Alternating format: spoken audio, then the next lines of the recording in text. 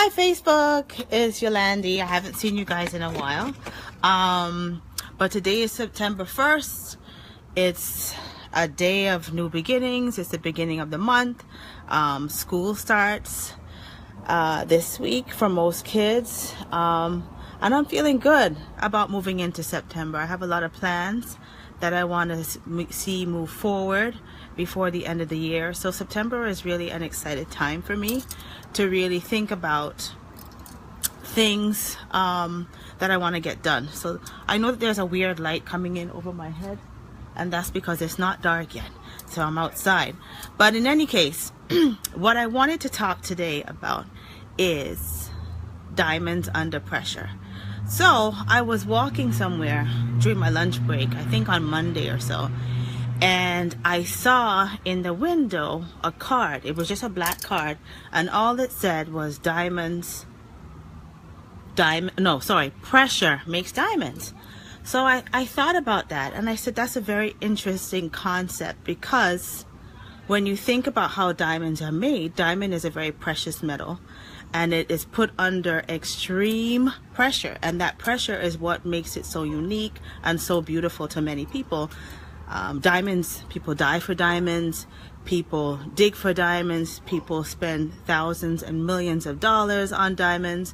So it's just, you know, it was just an interesting statement that was made, and it really stuck in my brain for the whole week. And I thought about how sometimes you're at work, or even in personal situations, you are put under really extreme situations that make you feel very pressured, especially things that make us uncomfortable. Obviously, the things that we're comfortable with, we don't really feel pressured when we're asked to do those things. It could be simple things, mundane things, routine things. But when somebody pushes you out of your comfort zone and makes you do things that you may not be too familiar with, or you've never done before, that is where the pressure comes in. And sometimes you have a choice to make. Now, depending on the situations, you have two choices. You have either, do I fear everything and run, F-E-R-A, or do I fear everything and rise? So it's a choice that we have to make about how we decide to deal with things. And personally, what I've seen is the things that challenge me the most, or the hardest things that I have ever gone through in life, have always led to me becoming a better person, or learning that I'm so much stronger than I originally thought I was. You know, it's the things that really challenge us in life that really make us understand who we really are. So we should never really run from pressure. We should just find ways to deal with it. So pressure makes diamonds is a statement that that is a standout statement. Life is full of pressure. When we were born, the act that our parents did was caused by pressure, right? Essentially, we were all put here by pressure between two people, and it caused us to be. It created us, and each and every person who God has touched is absolutely precious in your own way. We might not always think that we're precious, or there's things that make us feel bad about ourselves, but we are unique and precious in our own way. So that was just something that was just a real standout statement to me this week. And hold on one second. It's just a refreshing thing that just stands in your mind. No matter what happens to you in life, we can always appreciate the pressures that we go through, because they are helping to shape us and make us a better person, right? So oops, I think I did something wrong there. I'm sorry about this. The other thing that I'd like to talk about is ways that you can handle pressure.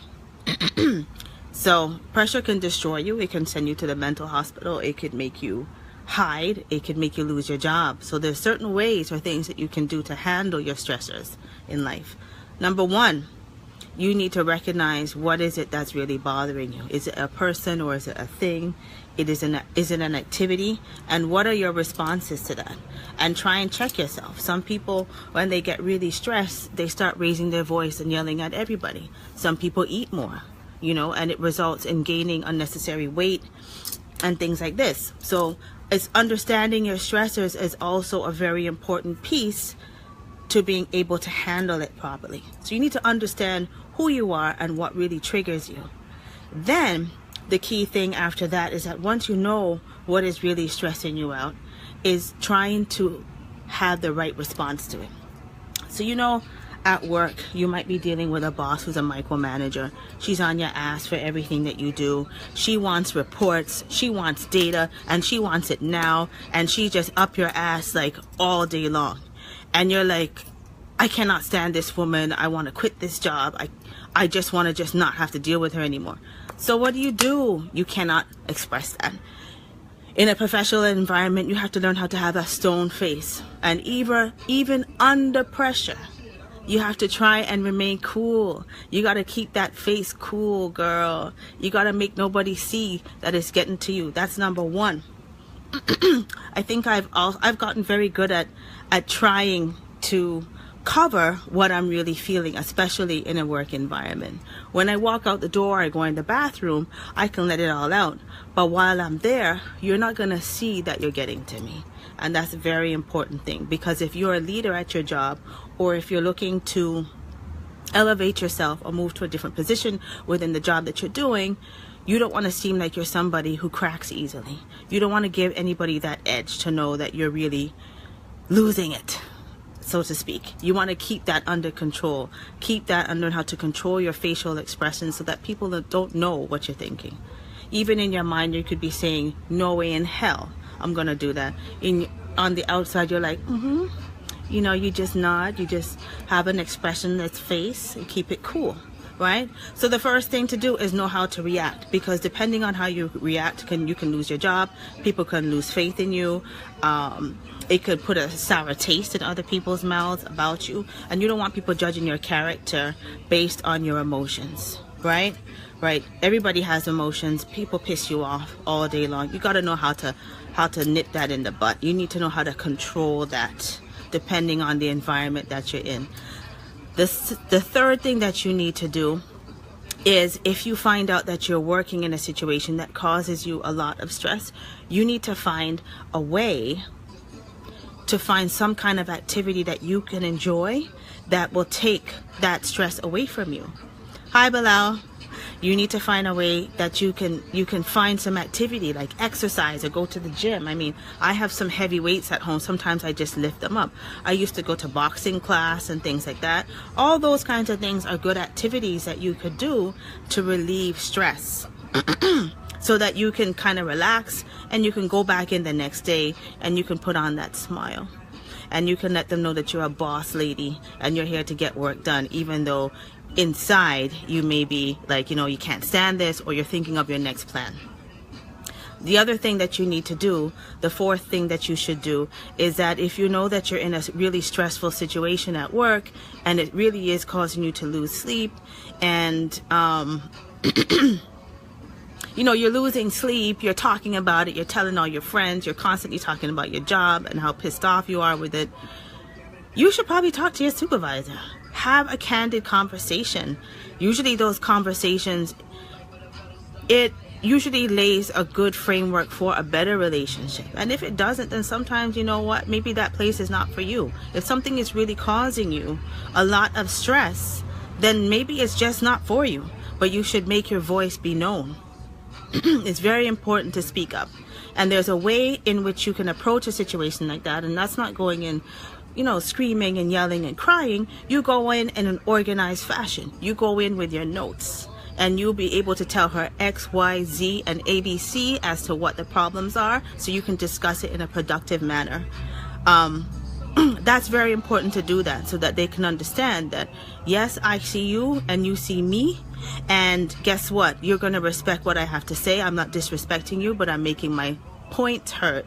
And what they choose to do with that information, that's up to them. Sometimes you have to be willing to take that choice, that chance. In most cases, from personal experience when I've faced situations like that, because I'm the type of a person that if somebody bothers me, I have to say something. I'm not good at keeping things to myself, because I'm just not. I'm not that kind of person. If I'm bothered at work, you're going to know that something is wrong very soon.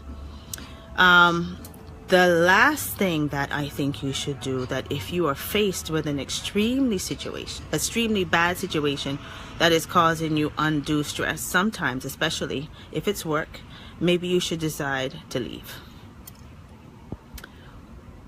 Sorry, work is something that we have to do. I call my job going to the plantation.